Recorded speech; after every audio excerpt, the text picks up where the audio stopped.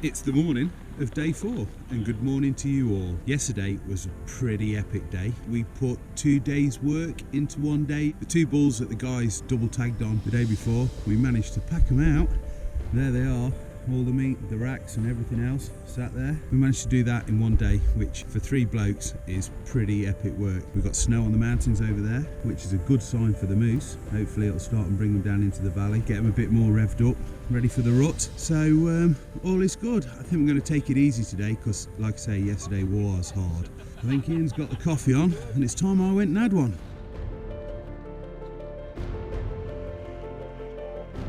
So it's day 4 here in paradise and hopefully a little less of an active day today. Yesterday was all about getting the caribou out. Mark and Steve did most of the knife work and I spent most of the day packing out. So we all did what we were pretty good at. Slept like a baby last night, so ate well, rested, and then a nice steady morning this morning. Now Cole's coming in to pick up the 2 caribou carcasses, the racks and the hides. So we're probably going to spend the day glassing for moose. Moose season opens tomorrow. We haven't seen anything in the valley yet, but it's worth putting the time in. And also there's quite a lot of ptarmigan around camp. So what I'd like to do is take out the Air Arms S510 TDR air rifle and shoot some ptarmigan. Bit of fresh meat to change things up a little bit. But the weather's been kind to us once again. Lovely cloud cover in the sky. It's coming in colder at night. That may push the moose and the black bear back down further into the valley here. Hopefully a relaxed day. Still plenty to do to keep us occupied. And hopefully we'll have some fresh ptarmigan on the stove tonight for dinner. Otherwise, we just need to get back to work and keep glassing.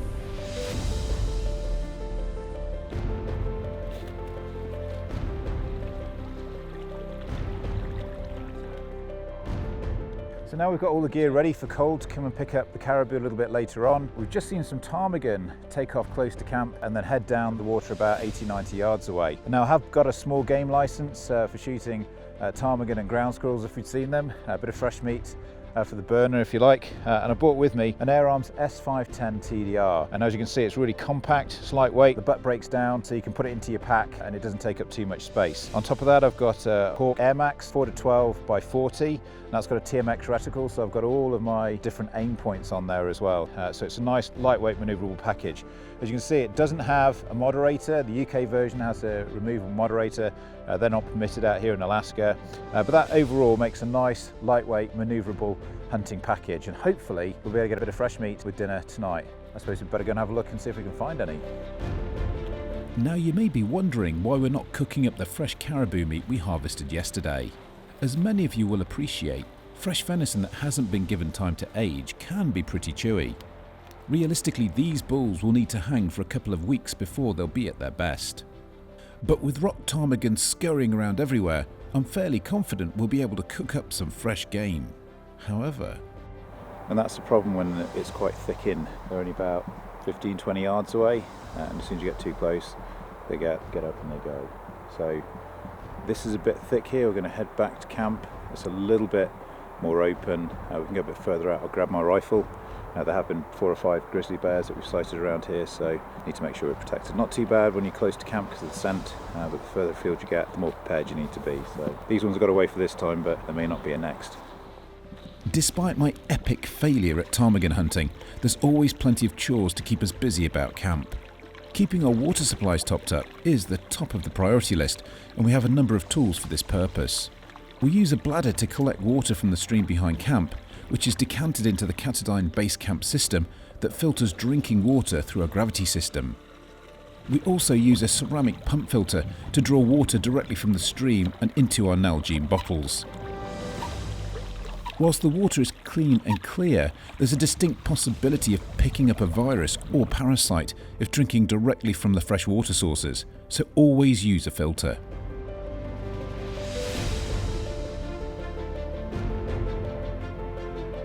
With our chores complete and a coffee in hand, we set about glassing the valley for signs of a moose. And so it's about 12 noon, still waiting for Cole to come in. James, who's currently operating the camera that you're looking through right now, decided he was going to have a play with some binos. Yeah, and very productive he was too. Yeah, so his first stare through the Hawk Endurance binos up onto the side of a mountain, and he spots the first moose of the trip. Now he's looking right just there, he's just kind of chewing away on some willow. Now he's a younger bull, probably about 2 years old. Of course, moose season doesn't start till tomorrow, but it doesn't stop us from glassing the area and seeing what's about. I'm quite surprised to see him really, because we put a lot of scent in and around the valley here, killing the 2 bull caribou, bringing the meat back to camp, making all sorts of noise. But he seems pretty relaxed over there. Very relaxed, and the wind is actually straight at him. But to see him out there, it is quite a pleasant surprise. Yeah, well, we have been doing a lot of glassing, and we've seen 5 grizzly bears, so 3 adults. One of those was a sow with 2 cubs, so that's 5 in total. A couple of caribou, actually the only caribou that we've seen, that we took both of those bulls. So even though the area is huge, you think you've seen all of it, and then suddenly a giant animal like a moose pops up across the way and, you know, changes your perception of things. And that's why you've got to put so much time in up here. I know we're only in day 4, so it's still pretty early on in the hunt, and we spent a whole day packing out. But you've just got to be patient. Now the great thing is we've got this Hawk Endurance ED spotting scope, so 2060 by 85, so you can see the blob, you can see him through the Endurance binos, but of course, you know, he's about 1,600 yards away, something like that. So to be able to get a good up-close sight picture of him, you can gauge trophy size, you can gauge age, you can also have a look at the topography between here and there to plan your route. Of course, we've got a river in the way, it's still pretty high, so it's not quite able for us to wade over, but he's not the animal we're looking for anyway. But it's still pretty good to be able to see animals so early on in the hunt. So Cole's expected in sometime in the next 15 to 20 minutes. In fact, this might be him coming down the valley now. It could be him on the way. Mark is heading off now. He's got a guide job in Iliamna, which is further in the south on the peninsula, which is going to leave just you and me, mate. I think we'll be okay, won't we? But he's heard all my old stories, that's the problem. I'm going to have to make new ones up, but there you go. So well done, James. Congratulations on spotting your first moose, and we're going to bring you more often, I think. As soon as Cole lands, it's all hands on deck to get the Super Cub loaded up and ready to go. You do not want to keep a busy bush pilot waiting. Once he's assessed the weights of the various bags and packages, Cole sets about loading the plane.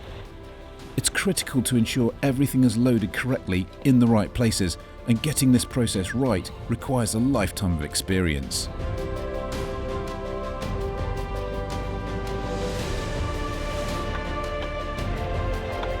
Cole heads out to a local airstrip to drop the first load, and will return to collect Mark and the rest of his gear before switching to the larger Maul M5 plane for the long trip back into town.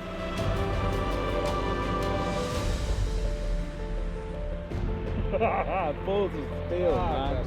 We get back to glassing and enjoy what's turned out to be a lovely, relaxing day. It's a shame to be losing Mark as we enjoy his company, but in some ways it's better for us as we're now very much alone and in the driving seat without the support of an experienced Alaska guide.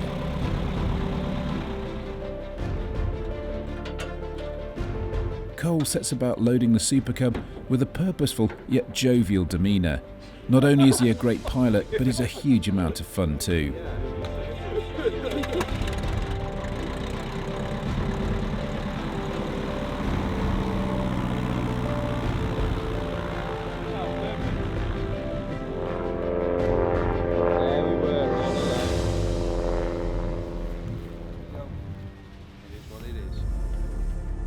And now with the valley all to ourselves, we decide to have another attempt at the ptarmigan, this time with Steve backing me up with a rifle. This area is perfect for ptarmigan, with plenty of dense cover and insects to feed on.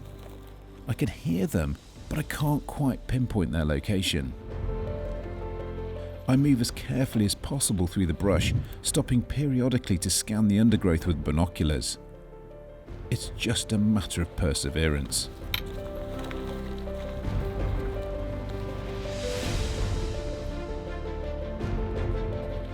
The Vanguard B62 shooting sticks are also a useful tool here, providing a solid elevated position from which to shoot and a helping hand to support the rifle whilst I glass through the binos.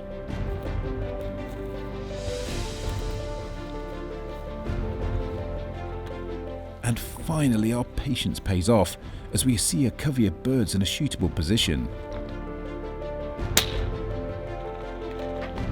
However, my shot ricochets off a small branch and the covey flies to safety.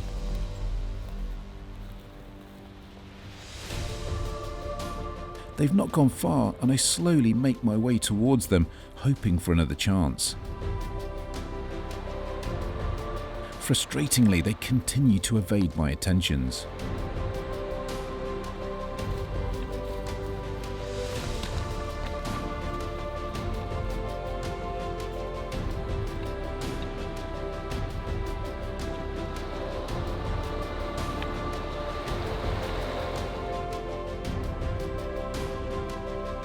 Well, that's been a nice little walk. I was on point. We've been out for ptarmigan, and Steve was back gunning with a 300 wood mag just in case we get some grizzly bear come and catch us up. But lovely afternoon though. Yeah, nice afternoon for a stroll, wasn't it? Yeah, in this little river delta here, this is normally flooded, when the water's high. It makes it nice and flat, covered in insects, so it's a perfect place for ptarmigan. We're seeing quite a few strong coveys. It is really thick in there, isn't it? Yeah. And unfortunately, you can't really get to them before they've gone on the next extra foot. So. Yeah, it's a bit weird. Yesterday as we were walking back, we saw a couple just running down the track in front of us. Had we had a rifle, it would have been fine, but now we're looking for them. They just seem a little bit skittish today. It's always the way, right? Once you bust them, you can see where they land and make a stalk in, but there's a covey back there I busted 3 times. Best thing to do then, just kind of leave them, they're too hot under the collar and there's no point in pushing them. So I'm going to go back, have a coffee, enjoy a beautiful afternoon, then maybe get out later on in the afternoon, because that seems to be the time they're coming out. As soon as light starts dropping, that's when everything seems to come alive, pretty much like back home, really. And also about 3 in the morning, because that's when we can hear them outside the tent.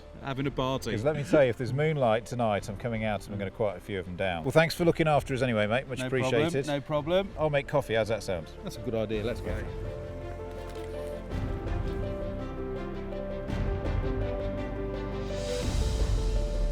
But it's not long before we're back up the ridge, scouring the slopes for a giant bull moose. It's a team effort as Steve scans the slope with his binos, pointing out shapes and shadows for me to investigate with the Hawk Endurance ED spotting scope. We've not yet found our holy grail, but as we're taking in the magnificence of this place, we can't think of anywhere else in the world we'd rather be right now. Nothing on them berry patches up there in that centre, isn't it? Another dollar. So, the end of day 4, and it's been pretty busy, but I suppose slightly relaxed. It's been a funny day, hasn't it? We've been flat out at times and then we've been chilled at other times. It's been a nice day though. I needed it after yesterday, bringing those 2 caribou out the mountains, and we finished quite late. Even walking up here, I felt it in my thighs again. Yeah. It's been hard work yesterday, wasn't it? It was, and it's very sad that Mark's left us now. He's headed off back into town. Obviously, his main source of income is guiding. It was great to spend the day with him yesterday, getting his first caribou. Yeah, I'm so glad he bringing it did off get the his hill. caribou. Yeah, likewise. It looks like this valley's been hit pretty hard though. We've seen a few moose across there earlier on today, but nothing in this valley here. So tomorrow what we'd like to do is kind of head over towards the mountains behind us. Now, unfortunately, the wind is blowing this way, which is a bit of a pain. But once we get up on that ridge behind us, the valley beyond should open up, and we'll see if we can see anything over there. With this airstrip just here, it's an ideal place for locals to kind of have a bit of a fly around, drop in. That's the trouble, the drop hunters at a weekend, off again, ready back for work, aren't they? We prefer somewhere a little bit more remote. It just makes it a little bit more difficult to get to, and therefore the animals will be under less pressure. Even the ptarmigan here seem a bit skittish, they don't want to get shot. So we've been up here, had a bit of a glass round, nothing showing at the moment. Still, the weather's beautiful though, so it's going to be a nice, calm but cold evening. I feel it's kind of turning. Yeah, you can feel the chill in the wind again now. Well, at least we've had a look. We've got a plan for tomorrow. I'm going to go and cook dinner, Yes, you and have. then maybe early to bed. I think so. Mouth cold just doesn't carry far enough.